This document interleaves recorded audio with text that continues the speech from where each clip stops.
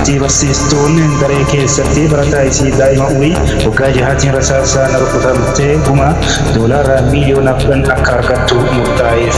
Nagaa icciitiin waraana bilisummaa Oromoo fi mootummaa gidduutti jalqabameera.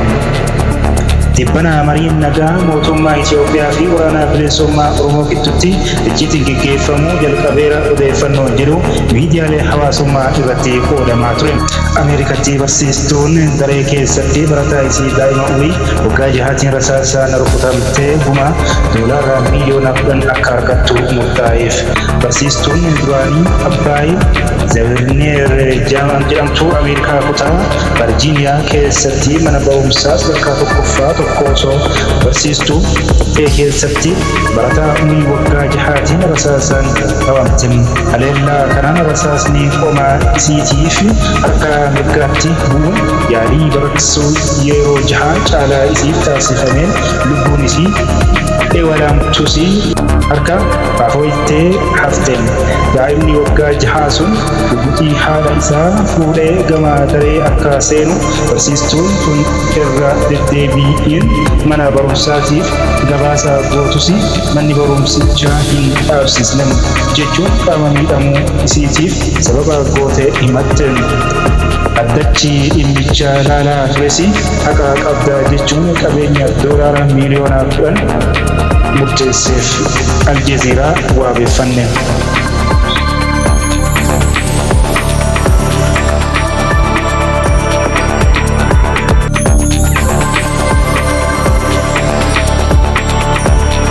Nagaa icciitiin waraana bilisummaa Oromoo fi mootummaa gidduutti jalqabameera. Tibbana mariin nagaa mootummaa Itoophiyaa fi waraana bilisummaa Oromoo gidduutti icciitiin gaggeeffamuu jalqabeera odeeffannoon jedhu miidiyaalee hawaasummaa irratti qoodamaa ture. Waraanni bilisummaa Oromoo mariin nagaa icciitiin mootummaa waliin gaggeeffamaa jira jedhamee soba jechuun ibsa baaseera. Mootummaan Itoophiyaa ifatti waraana bilisummaa Oromoo waliin marii nagaa gaggeessaa jirra jedhee hin dubbanne. Garuu obboloota gidduutti sagalee qawwee callisiisuu sagantaa jedhu akka jiru miidiyaa hawaasummaa irrattis dubbii ijoo ta'ee ture. Waraanni bilisummaa Oromoo ibsa sadaasaa 7 bara 2025 baaseen tibbana mootummaan Itoophiyaa odeeffannoon soba waraana bilisummaa Oromoo icciitiidhaan marii nagaa mootummaa waliin gaggeessaa jira jedhu tamsaasaa ture. Kun propoogaandaa gadi aanaa kaadiroonni mootummaa sadarkaa gadii obboloota gidduutti sagalee rasaasaa akka hin dhaga'amne gochuu jedhu odeessaa turanitti aanee kan dhufeedha jedhe. Waraanni bilisummaa Oromoo odeeffannoo akka kanaa dhufuu akka malu ji'a eebulaa darbe keessas akeekkachiisnee turre jedhe. Mootummaan Dr. Abiyyi Ahmedii fudhatama uummataa fi paartilee mormituu argachuuf jecha yaalii taasisaa jiruudhaan jechuun odeeffannichi soba ta'uu ibsan. Waraanni bilisummaa Oromoo ibsa isaa kana keessatti geggeessitoota paartii mormituu beekamoo fi namoota siyaasaa paartii badhaadhinaa keessa maqoo ta'an tokkoomsuun humni siyaasaa jabaa ta'e Oromiyaa fi isaan alattis darbuu dhufaa jira jedhe. Ibsa kana keessatti bal'ina isaa hin ibsine geggeessitoota paartilee siyaasaa kamii akka ta'anis ibsa kana keessatti hin eeramne. Itti dabaluun hawaasni idil addunyaa callisee ilaaluu hin qabu kan jedhe waraanni bilisummaa Oromoo waraanni daangaa Itoophiyaa irraa cehuun gaggeeffamuufi jira jechuun sodaa qabu ibse. Itoophiyaa fi Eertiraa gidduu dhimma ulaa galaanaa walqabatee muddamni ture dabaleera. Akkasumas mootummaa fi TPLF wal himachuu itti fufaniiru.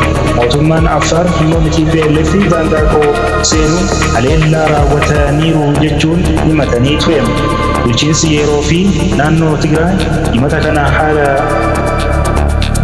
himata kana haala garuu mootummaan waliigaltee Piretooriyaa kabajaa hin jiru jechuun himatama. Kana malees ji'a darbee keessa Arsii keessatti haleellaa dhaqqabeen lubbuun namootaa darbuu gabaafameera. Manni kiristaanaa Ortodoksii Tawaahidoo Itoophiyaa kunneen hordoftoota ishee ta'uu fi sababa amantaa isaanii irratti xiyyeeffatame jettee ololaa turte jechuun gabaaseera. Haleellaa kana hidhattootatu dhaqqabsiisee jedhamus eenyummaan isaanii hin ibsamne. Waraanni bilisummaa Oromoo ibsa isaa keessatti ajjechaa kanaaf mootummatti quba qabe. Karaa bakka bu'oota isaa ajjechaa kana raawwate jechuun ofii akka hin raawwanne ibse. Bulchaan godinichaa BBC'n dubbisuuf yaale garuu odeeffannoo bal'aa osoo hin kennin ajjechaan jedhame soba jechuun darban. Rakkoon nageenyaa Oromiyaa keessa waggoota 5 oli sadarkaa yaaddessaa keessa galeera. Waraanni bilisummaa Oromoo duraan irra caalaan isaanii lixaa fi kibba Oromiyaa keessa turan gara godinaalee giddu galeessaa fi bahattis babal'ataa jiraachuu himameen. Uummanni oomishatee jiraachuuf iddoo adda addaatti rakkoo nageenyaa hamaaf saaxilameera.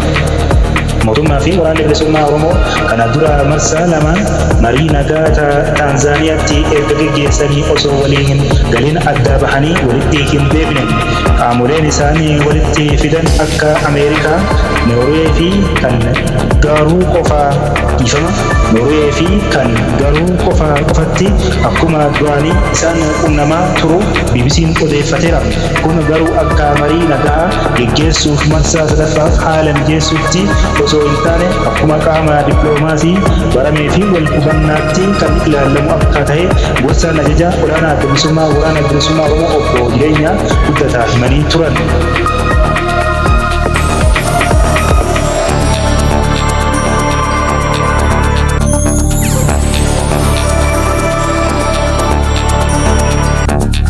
Abitaanum dirree dhawaa falmii abbummaa waggoota turee fi akka dhiyaatti kaa'e. Guyyoota darban keessa falmiin abbummaa magaalaa dirree dhawaa dhufuudhaaf ture akka haati ijoo dubbii ta'eera. Dhimmi kun haasaa ministeerri muummee Abiyyi Ahmad dhimma magaalattii ilaalchisee walgahii mana maree bakka bu'oota uummataa akka lakkoofsa Itoophiyaa Onkololeessa 18 ta'an irratti taasisan ka'umsa godhata. Muummichi ministeera Abiyyi dhimma magaalaa dirree dhawaa wayitaa waa'ee TPLF fi buqqaatota walqaa'itii dubbatanitti kan kaasan yommuu ta'u akka heeraatti dirree dhawaan qaama naannoo Oromiyaa ture jedhan. Itti aansuunis naannolee Oromiyaa fi Sumaalee gidduutti gaafii fi falmii dirree dhawaan nuuf malti jedhu ka'aa ture kan himan muummichi ministeera Abiyyi. Mootummaan Adawaawii magaalattiin naannoo Oromiyaa jalaa baatee kantiibaan saboota lamaan irraa dhufan magaalattii dabareen akka hoogganan taasifamu himan. Haa ta'u malee namoonni haasaa ministeerri muummee Abiyyi kanaan mufatan ofii isaanii miidiyaalee hawaasummaa irratti ibsachuu eegalan. Falmiin abbummaa magaalattii saboonni Oromoo fi Sumaalee yeroo garaagaraatti kaasanis akka haaraatti dabal'ateen. Hundeeffama hanga chaartiratti magaalaan dirree dhawaa akka magaalaatti akka lakkoofsa bara 1920 wayitaa mootii Minilikii daandii baaburaa Finfinnee hanga Jibuutii ijaarsisanitti akka hundoofte barreeffamoonni tokko ni mul'isu.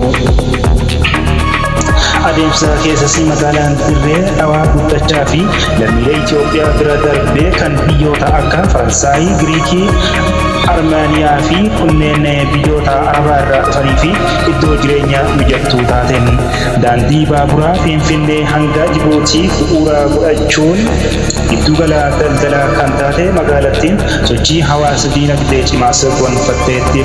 Haa ta'u malee aangootti dhufuu mootummaa addaa dimokiraatawaa warraaqsa uummattoota Itoophiyaa duraanii fi hundeeffama naannolee hordofee gaafiin abbummaa magaalaa dirree dhawaa falmii cimaa kaasuu eegaleen. Falmiin kunis hiika maqaadhuma dirree dhawaa jedhuuf saboonni Oromoo fi Sumaalee kanneen irraa eegalamu. Akka lakkoofsa Awurooppaatti bara 2018 dhimma sochii namoota baadiyyaa gara magaalaa dirree dhawaa ilaalchisuun Dr. Darajjee Fayyisaa qorannoo taasisaniiru.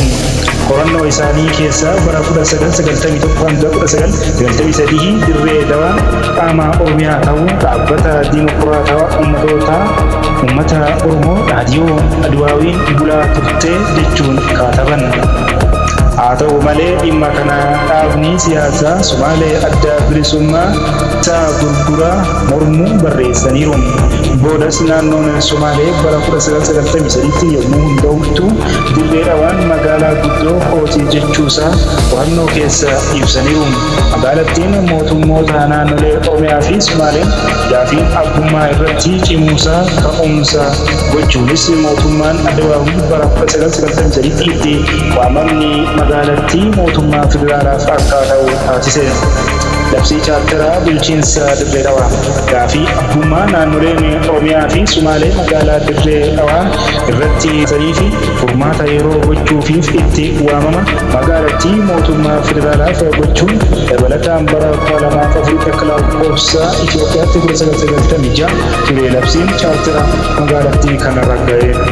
Labsiin maqaa labsii chaartaraa bulchiinsa dirree dhawaa lakkoofsa 2016 jiru qabu kun gaafiin naannoleen lamaan magaalaan dirree dhawaa naannoo isaanii keessatti akka daangeffamtuuf kaasan furmaata waaraa fi seera qabeessa ta'e hanga argattutti magaalattiin ofiin akka of bulchituuf kaayyeeffatee kan qophaa'e akka ta'e labsicha keessatti eerameera. Haaluma kanaan magaalattiin kantiibaa itti waamamni isaa mana maree magaalichaaf mootummaa federaalaaf ta'een akka bultu labsame.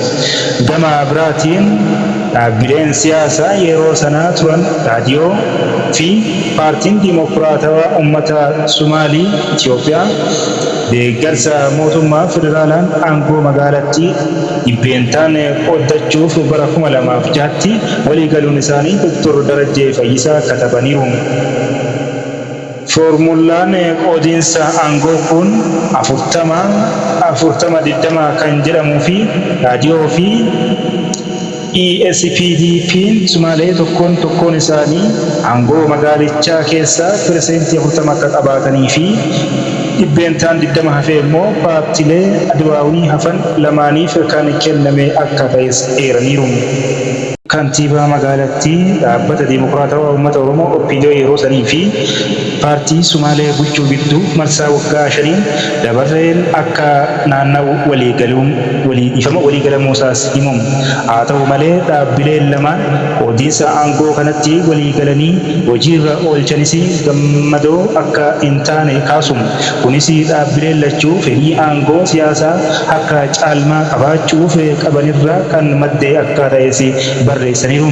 Gama biraatiin hariiroo saboota Oromoo Sumaalee magaalaa dirree dhawaa keessa ilaalchisee bara 2017 waraqaa qo'annoo kan barreessan Balaa Warquu qoodiinsi aangoo saboota lamaan gidduu jiru saboota lamaan gidduutti wal morkii hammaataa dhaabsisuun dirree wal morkii nagaa qabeessa ta'e argamsiiseera jedhan.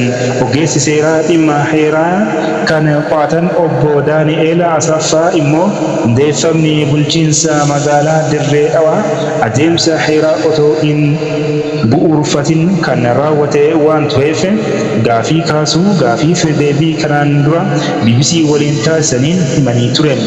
Yeroo bulchiinsi magaalaa dirree dhawaa hundaa'uu filannoowwan akka turan kan himan ogeessi kun falmii dhimma dirree dhawaa irratti ka'uuf akkuma iddoowwan falmii bulchiinsa qaban biroo filannoo uummataatiin gara tokkotti akka cittu gochuun ni danda'ama ture jechuun yaada kennanii turan. Paartileen siyaasaa Oromoo kanneen akka Adda Bilisummaa Oromoo akkuma Finfinnee dirree dhawaanis naannoo Oromiyaa jala buluu qabdi jedhee amanama.